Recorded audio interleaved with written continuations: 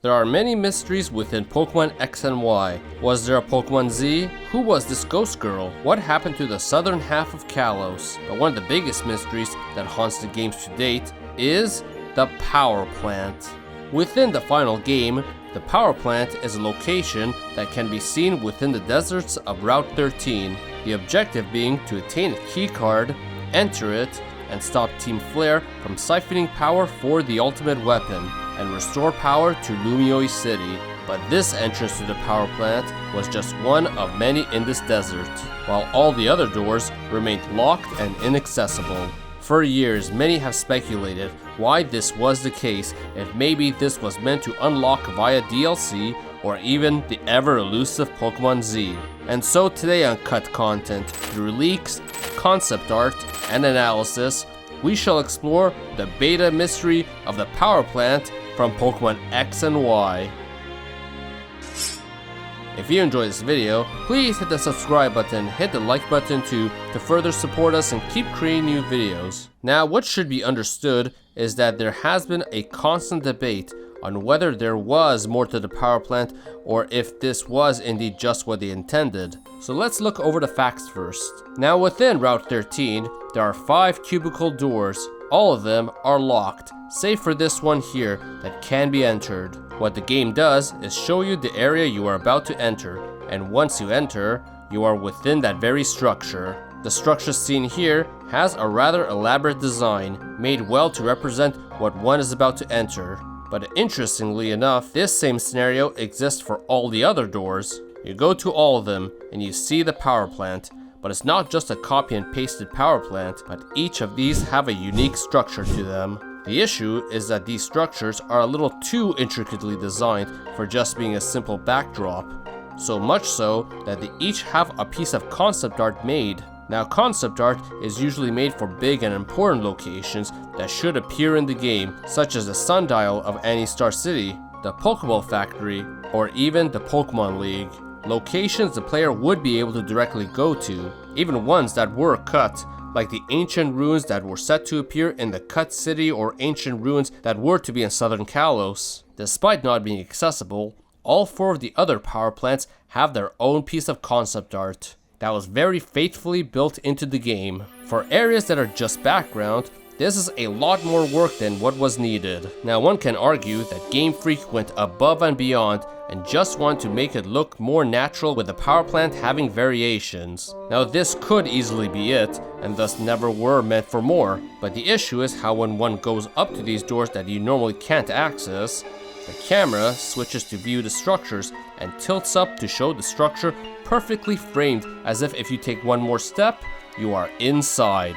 Now, if this was just scenery, this wouldn't be a problem, but having a door in front of each and every one of these is what raises suspicion. It looks like you can enter this door and go to each of these, combined with the way the camera tilts up to them. In fact, when most got here, the first thing many thought is that these will be unlocked later in the game, possibly the post-game.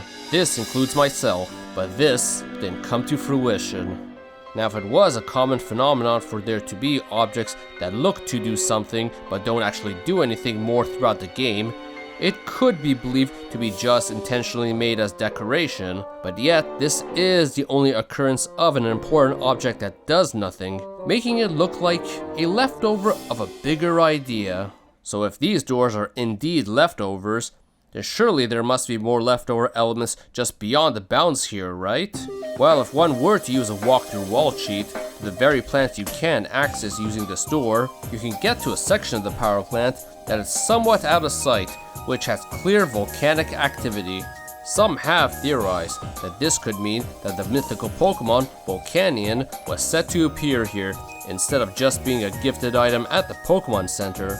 Now, while this is nowadays more norm in the series, up to then, it wasn't, as many mythical and legendary Pokemon had a special location you go to and fight them, so thus leading to this theory.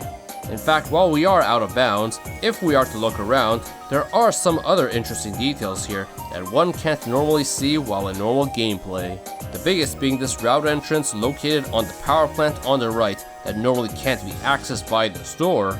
Now personally, I don't think this desert was meant to be roamed upon at one point, as the structures are very clearly designed to be viewed from a side angle as opposed to a top-down one, since they are lacking a back.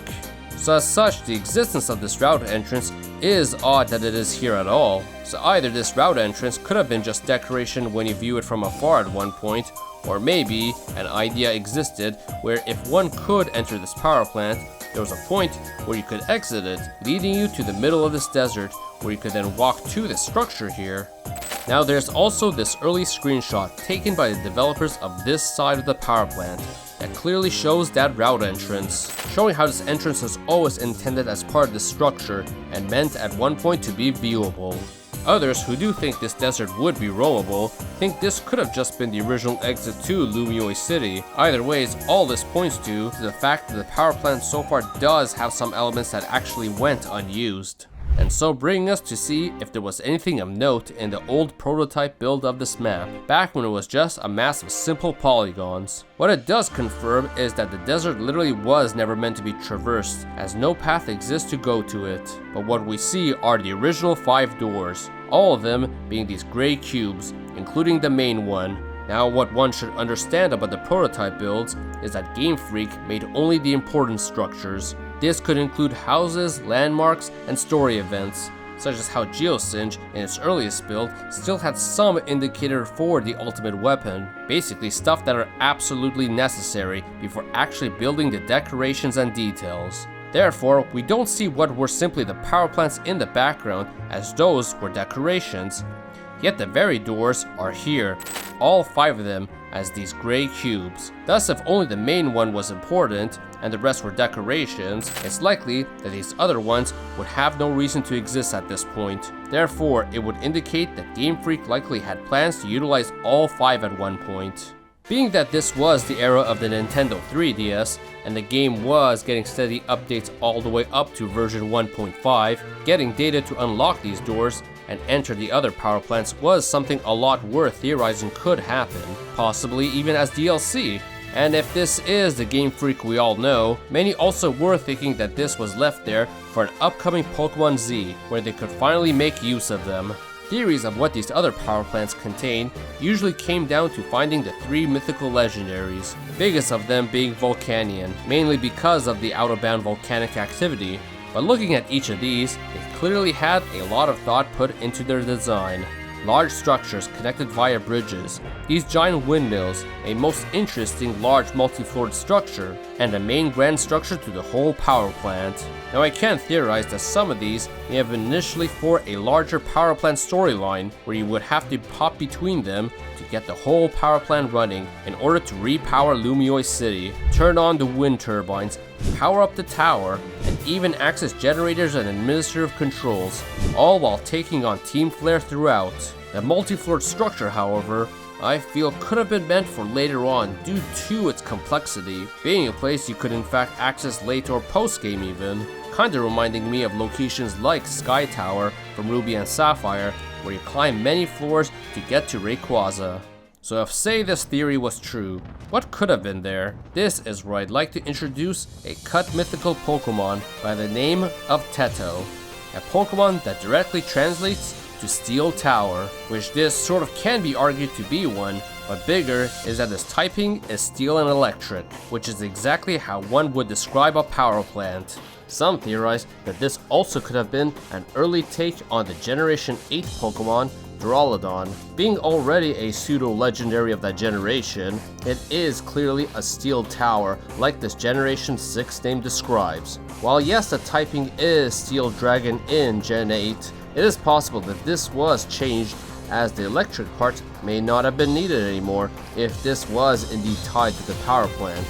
Let alone, Duraludon has a heavy resemblance to Lumiose Tower, which guess what? This whole power plant was behind lighting it up. This would make it the 4th mythical Pokemon if it made it in, but alas, upon scrapping plants to do anything more with the other power plants, it is possible that this was scrapped with it too, leaving both this area and the Pokemon on the cutting room floor. While I've explored how there could have been more to the power plants and even theorized how it might have played out, there isn't a true concrete understanding of what was meant there. Some will say that this is exactly how it was always meant to be. Others may say it was even more than what I've theorized. But in the end, the power plant remains as one of the greatest mysteries of Pokemon X and Y, if not the whole series. And hopefully one day, much as how we have a better understanding why this truck was by the SSN due to how it was from that cut island that the ship was likely going to travel to, we'll know what the real purpose of these doors were. And thank you for watching. Please hit the subscribe button, for I'll plan to be back for more Pokemon and other games cut content soon. Hit the like button and comment below on what your theory is about the power plant. So everyone, thank you for watching.